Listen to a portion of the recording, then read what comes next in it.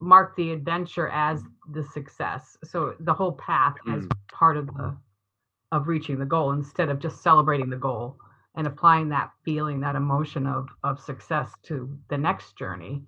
So I think if you pile all your celebration into the final outcome, and I think that speaks to your point, Ken, of people, the businesses going, belly up right after they have a successful year because they based all their, they put all their good coins into that one basket, and without using it to move forward, that it was just like an end instead of a new beginning, which Yeah, is like the new year. exactly. Well, it is and it isn't, but there's so many volumes of wisdom in what you just said, Lisa. And I want to address the first one. The first one is the people that are not looking for a record year every year are looking for a record learning opportunity every year. And this is a business that's committed to mastery and continuously improving, which is quite different than somebody who has a sales goal. And once they hit that sales goal, it could actually be something that's completely unrelated to any of their own efforts. And we've seen that over and over again. Watch how the stock market goes up, watch how the stock market comes down. Everybody is a great investor when the stock market's going up 20 to 30% a year, right? I mean, it's amazing how many geniuses are created, in a bull market.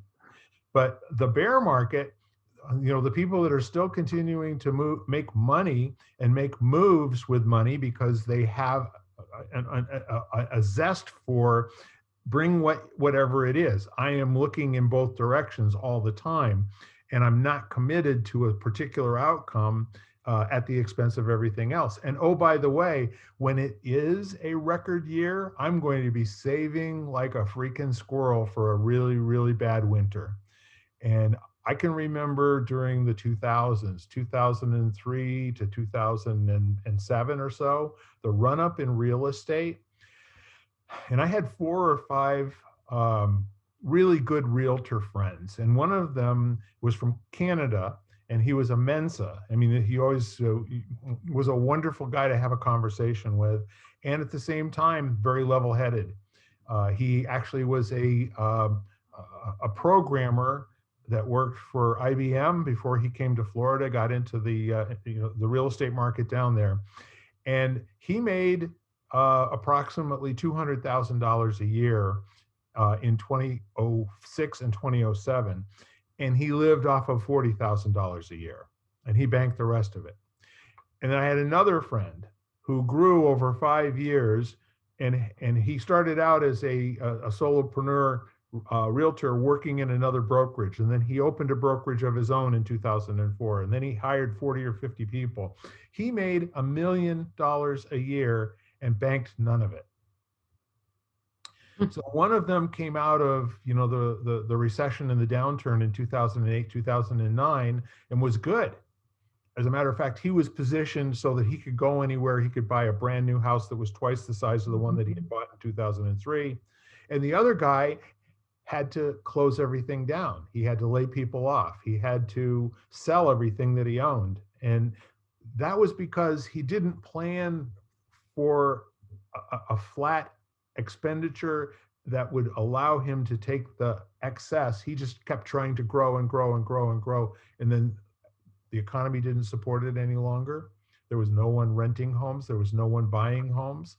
And we went from a 13,000 stock market down to 9,000, almost a 50% reduction. So that's kind of like, the whole idea, and the excitement of getting caught up and swept by the fortune of good things happening, and then really being knocked off your keel when bad things happen.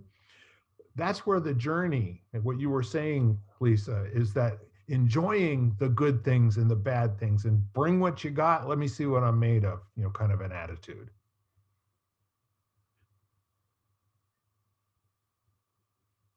That was a great pause. I love that pause. It's the best one we've had in months. It's good. Leaves a little space to process. We just completed that thought. What's the next thought?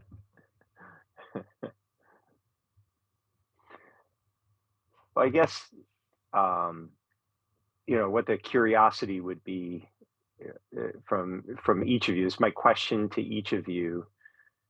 Reflecting on moving into a new year,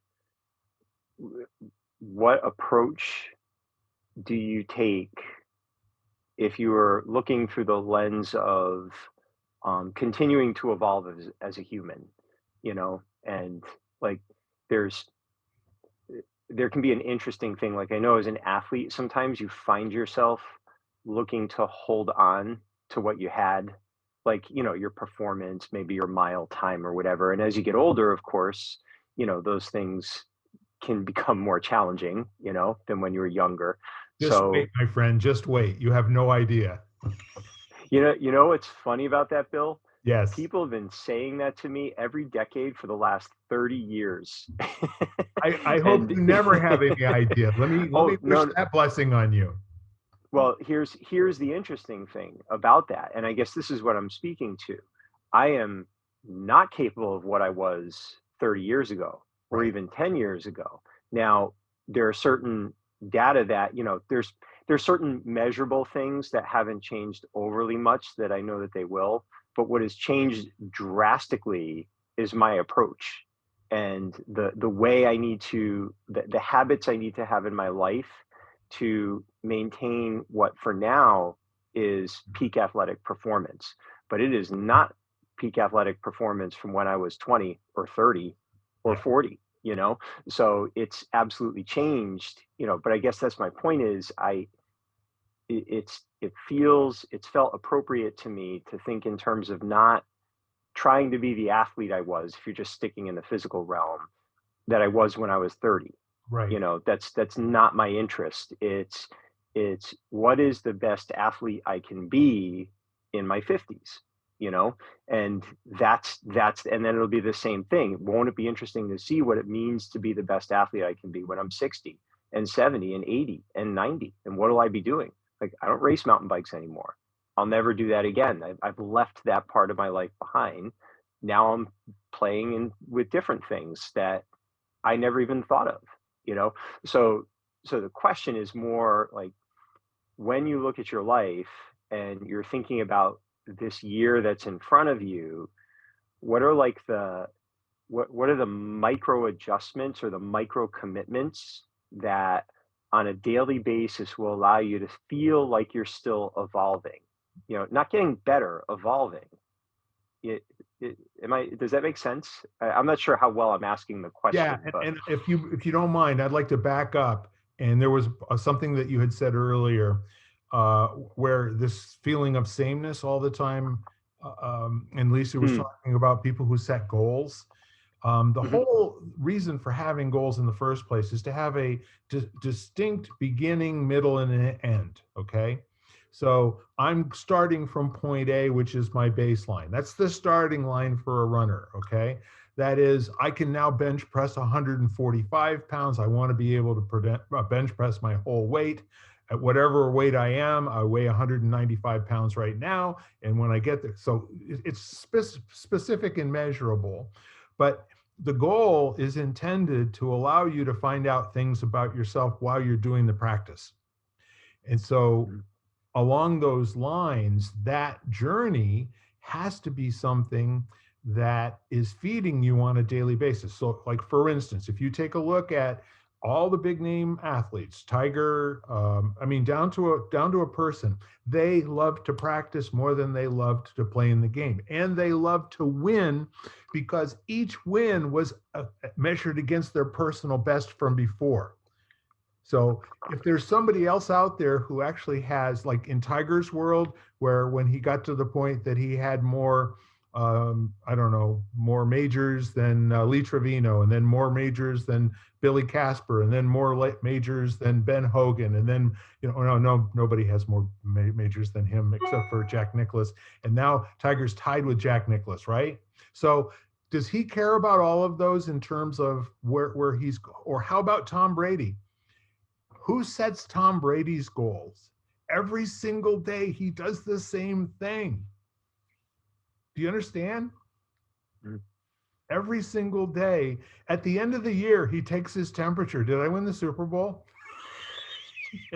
You know, Right. and that doesn't inform what he's going to do differently the following day. He's going to keep doing the same thing, but he's going to put more of his intention into other people, you know? So when you ask the question of what are you doing to kind of like challenging yourself to grow, which is what I, and to increase your capacity as a human being and to maybe have some new things that you can do, capabilities, and not just capacity in a particular area. Well, my answer to that is I took on, 5 different new things of learning in the last 6 or 7 months, including I just took on a whole new line of hardware and software for communications, and I'm learning every single small aspect of that, and it's twisting me up in knots. I mean, the it's not working part was really huge 3 weeks ago, and now it's like, okay, I can do this. And so each one of those things that I took on have the opportunity to add something to my bottom line over time. And they're also things that they're business related. And at the same time, I got to learn some stuff. I got to pretend like I'm 18 or 19 years old again and really apply myself to be able to be any good at this and actually ever make any money from it. What about you, Like, Lisa? I know. Because I was thinking of what you said makes total sense, and what came to mind was like making small changes, and it could be the tiniest thing, like, and you don't even know what it might lead to. I switched from white sugar to coconut sugar, like the smallest thing, and all of a sudden that led me on to more plant-based things, more organic things. But it was a slow evolution, and now it's just you just feel better about it. And then the other thing I was like, when you say how you get used to, or you don't even like, you don't pay attention to what's not working physically with you. Sometimes it's such a slow process. Yeah. So there's some fun and in just rediscovering or relearning something that you can't do anymore. Like I've talked about it, I think, before, like going into a squat or going into a low chair. Everybody just keeps buying a higher and higher chair instead of practicing how to get into a low chair again, and using those limbs, using all your joints. Yes. Yeah, so that to me, that's kind of fun, or discovering new things to learn. I mean, it's just so those small things can actually, and that they can lead to your spiral. And a spiral isn't always obvious that you've actually increased anything, because if you look at a spiral when you're in it, you can see across it, but you don't realize that you've actually gained some momentum. So just to keep trying new things or relearning old ones. So there's really kind of a neat thing in the conversation that's going on here. I want to presence it for a moment, and that is people's quest for happiness. Like if you took the major goal for most people out there, and you ask them how they're doing today, they're going to complain, and they're going to tell you how miserable this is and how bad COVID is, and and I'm not making as much money because of this, and this, but not one of them is saying, I'm a happy boy, I can't wait. I am failing miserably and loving it. This isn't what you normally hear out of people. That's a guy on a subway that you want to stand a little bit further away from in most cases. But the point is this, that if people, and you folks at home that are listening to you, this is, my gift to you for the new year. Happiness starts with the next thing you say. Happiness is all about your willingness to not constantly be looking for evidence that there's something wrong. And I'll give you a good example of that. I gave a short 2.5-minute movie to my nephew to take a look at. And he came back with, probably a 500-word essay of all the research that he did about how this was a scam. Well, it actually isn't a scam. And at the same time, he brought a lot of value to the table and in his mind in the research. And I just kind of wonder if he had taken that research and gone and said, where do you think this might be applicable? Where do you think this might make a difference in human beings' lives? Where do you think this might save lives? using that mentality of trying to find out what's missing, and because we're in a skeptical age